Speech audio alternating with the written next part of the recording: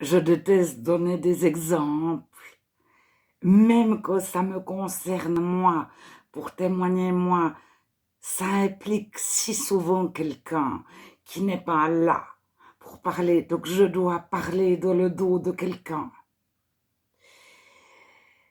Alors, je fais quelques rares petites exceptions en étant mal à l'aise. Donc je travaillais et on m'a dit, dans ce travail, il y a ce qui se voit et ce qui ne se voit pas. Fais tout bien ce qui se voit, ce qui ne se voit pas, tu laisses tomber. Mais après 3 4 mois, pour moi, c'était incompréhensible qu'on ait pu me dire quelque chose comme ça, en étant une personne responsable, adulte, etc. Et je suis restée de cette place de travail et je me suis rendu compte, mais je vous dis après 3 mois, mais c'est peut-être déjà après un mois, que le grand responsable avait tout à fait conscience qu'il ne pouvait pas s'appuyer, compter sur la personne qui m'avait dit ça. Et un jour, il m'a dit, nous avons tel et tel et tel et tel, celui-là, je peux compter dessus, mais pas celui-là. Je sais très bien. Et donc le directeur principal m'expliquait que ce qui ne se voit pas se voit quand même. Et j'ai vu celui qui était mis en évidence par le directeur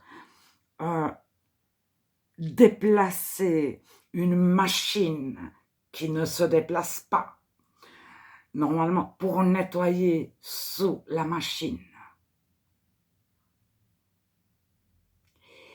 Et c'était une personne qui ne payait pas de mine, qui n'était pas forcément sympathique au premier abord, mais qui faisait les choses de façon juste. Dans ma marche chrétienne, dans notre marche chrétienne à tous, il y a ce qui se voit et ce qui ne se voit pas. Et je vous encourage à vous préoccuper bien plus de ce qui ne se voit pas que de ce qui se voit. Parce que ce qui se voit, c'est que on va tous les dimanches à l'église, et puis on va tous les jeudis soirs à la réunion de prière, et puis tous les mardis soirs au groupe de louanges, et puis il y a encore les cellules de maison en plus, etc. Et puis le samedi, il y a tel, etc., etc. Et on y est partout. Ça se voit. Mais, alors, je vais vous parler de la ménagère que je suis, mais on est tous, il y a énormément de célibataires qui font leur ménage, qui sont des hommes.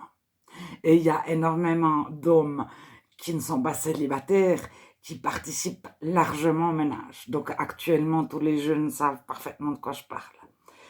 Le frigo se fait au vinaigre régulièrement pour le désinfecter. Ça ne se voit pas.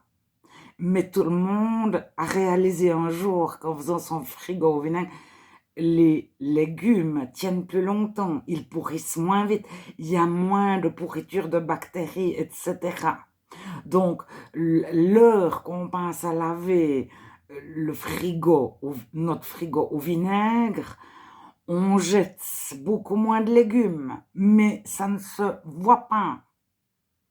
Mais nous savons qu'au moment où on achète 2 yogourts, les yogourts ont pu être posés par terre. Alors maintenant, dans les magasins, ils mettent le carton de yaourt. Ils mettent le carton et les petits pots ne touchent jamais le sol. Mais le client, avant vous, il a pu prendre les yogourts de devant, les poser par terre pour chercher quelque chose au fond du rayon, puis les reposer. le fond du yogourt, il a posé par terre. Puis, vous le mettez dans votre frigo. Alors, jusqu'à quel point on doit nettoyer? Alors, on sait qu'aux salles blanches de les hôpitaux, enfin aux salles blanches, de les hôpitaux, de les salles d'opération, plus on nettoie, plus certaines bactéries viennent lorsque c'est propre. Si on fait une analogie avec la foi chrétienne, quand on met son cœur à nu devant Dieu, si on le met tellement à nu tout le temps, ça devient presque de l'autoflagellation. C'est-à-dire, je ne sais pas quel mot utiliser, mais on se repent, on est mauvais, on a mal fait. Pendant longtemps, c'est contre-productif.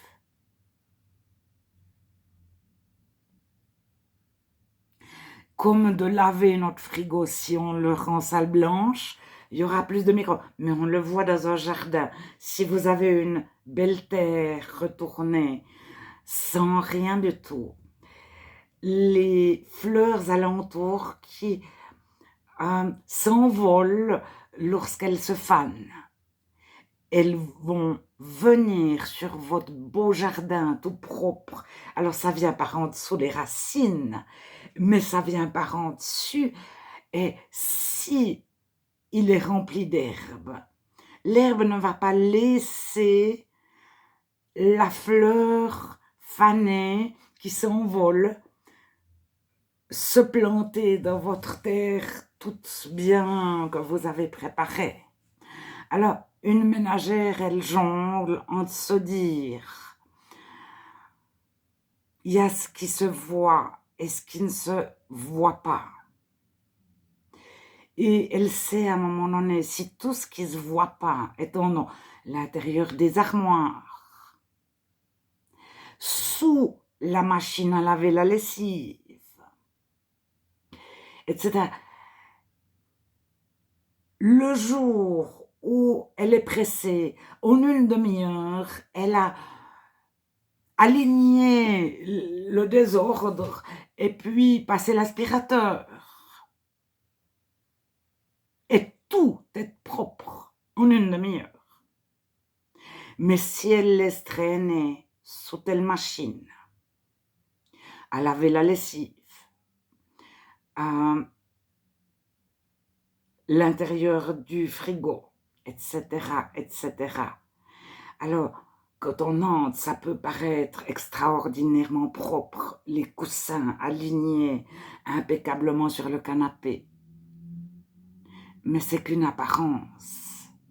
Et c'est la même chose dans notre cœur et dans notre marche chrétienne.